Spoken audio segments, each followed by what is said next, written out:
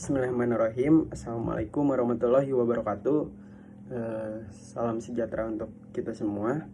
Perkenalkan, nama saya Farhan Fairuz dari Komunikasi Pembangunan 5. Di sini saya akan menjelaskan terkait dengan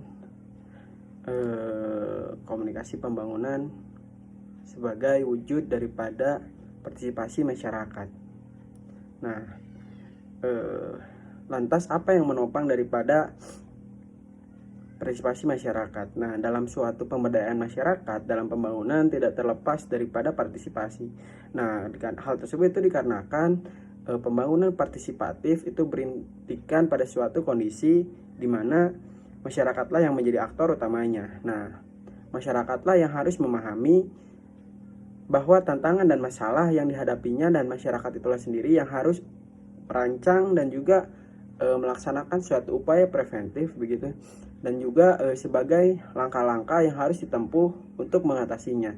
Dengan demikian, masyarakat terlibat dalam suatu perencanaan, pelaksanaan, dan juga evaluasi dalam pembangunan desa, dalam suatu pembangunan. Nah, lantas apa yang disebut dengan komunikasi pembangunan? Nah, di sini komunikasi pembangunan adalah meliputi peran dan fungsi komunikasi sebagai suatu aktivitas pertukaran pesan secara timbal balik di antara suatu pihak yang terlibat dalam suatu usaha pembangunan, terutama antara masyarakat dengan pemerintah. Sejak dari proses perencanaan, pelaksanaan, dan penilaian terhadap suatu pembangunan. Nah, sehubung dengan itu, ada yang merumuskan bahwa komunikasi itu dalam suatu pembangunan, dalam suatu rangka pembangunan nasional, yang pertama yaitu menyampaikan kepada masyarakat informasi tentang pembangunan nasional agar mereka memusatkan perhatian pada kebutuhan akan perubahan, kesempatan, dan cara mengadakan perubahan. Nah, sarana-sarana perubahan dan membangkitkan aspirasi nasional. Lalu yang kedua, memberikan kesempatan kepada masyarakat untuk mengambil bagian secara aktif dalam proses pembuatan keputusan. Memperluas dialog agar melibatkan semua pihak dan membuat suatu keputusan mengenai perubahan. Memberi kesempatan kepada para pemimpin masyarakat untuk memimpin dan mendengarkan pendapat rakyat kecil. Nah, lantas dan juga untuk menciptakan suatu arus informasi yang berjalan lancar dari bawah hingga ke atas. Maksudnya itu daripada top down. Nah, lalu yang ketiga, mendidik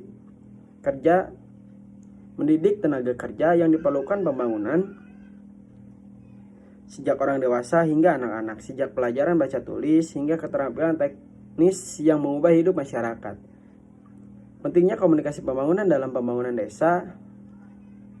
Pentingnya suatu pembangunan, di sini ada 4 peranan komunikasi dalam pengembangan partisipasi masyarakat. Nah, lalu yang pertama itu ada menumbuhkan kesadaran masyarakat untuk berpartisipasi.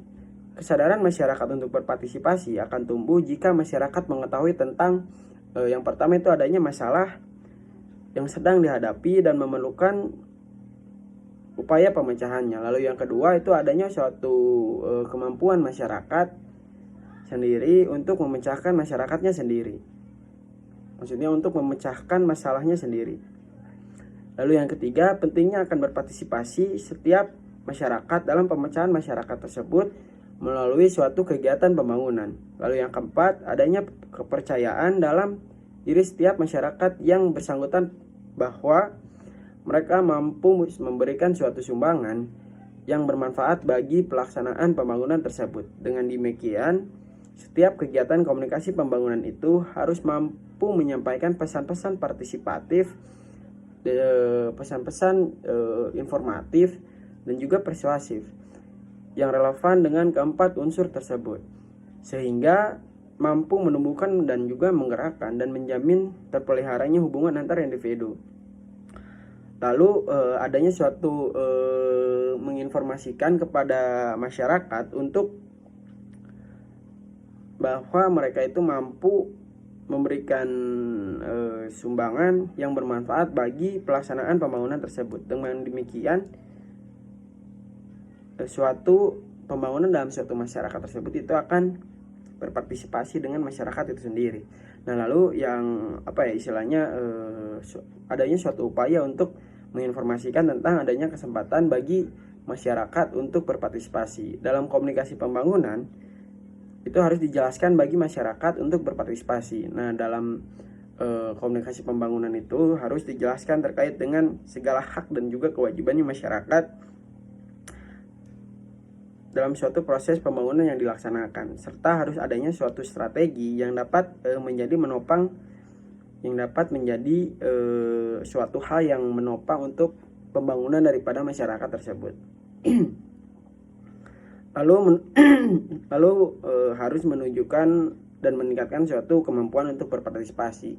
Ketidakmunculan berpartisipasi pada masyarakat dalam pembangunan juga dapat terjadi dikarenakan tidak cukup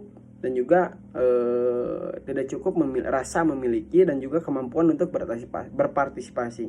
Nah, oleh karena itu pihak yang harus berkompeten harus bisa meyakinkan masyarakat bahwa mereka mampu untuk berpartisipasi dalam suatu pembangunan. Nah, lalu adanya suatu kemauan daripada masyarakat untuk menggerakkan dan juga berpartisipasi. Nah, yang menjadi suatu isu yang paling bermasalah di Indonesia saat ini adalah terkait dengan toleransi dan juga partisipasi gitu.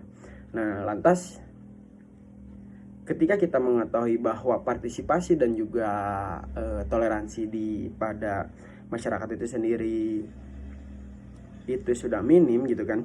Nah, kita yang mengetahui bahwa partisipasi dan juga toleransi itu sangat penting. Nah, kita juga harus mempersuasi kepada suatu masyarakat untuk selalu berpartisipasi dan juga selalu mentoleransi suatu perbedaan pada masyarakat tersebut. Nah, sehubungan dengan daripada itu, suatu komunikasi pembangunan tidak juga selalu dimaksudkan untuk menumbuhkan suatu partisipasi yang sukarela, tetapi dalam hal-hal tertentu tergantung daripada suatu situasi dan juga kondisi dan juga suatu urgensi dalam pembangunan yang akan dilaksanakan. Komunikasi pembangunan dapat saja diarahkan kepada tumbuhnya partisipasi paksaan gitu, mobilisasi tanpa partisipasi. Dengan demikian, komunikasi dalam suatu pembangunan tersebut itu bukan hanya sekedar untuk masyarakat pembangunan dan juga menyampaikan pesan-pesan pembangunan saja, tetapi jauh lebih daripada itu. Suatu komunikasi harus bisa menumbuhkan suatu partisipasi masyarakat dalam segala bentuk pembangunan, baik dalam menumbuhkan kesadaran, kemampuan, dan keterlibatan dalam aktivitas pelaksanaan dan juga evaluasi pembangunan. Barangkali sekian yang dapat saya sampaikan. Mohon maaf jikalau ada suatu kekurangan dan juga perbedaan. Billahi taufik wal hidayah. Wassalamualaikum warahmatullahi wabarakatuh.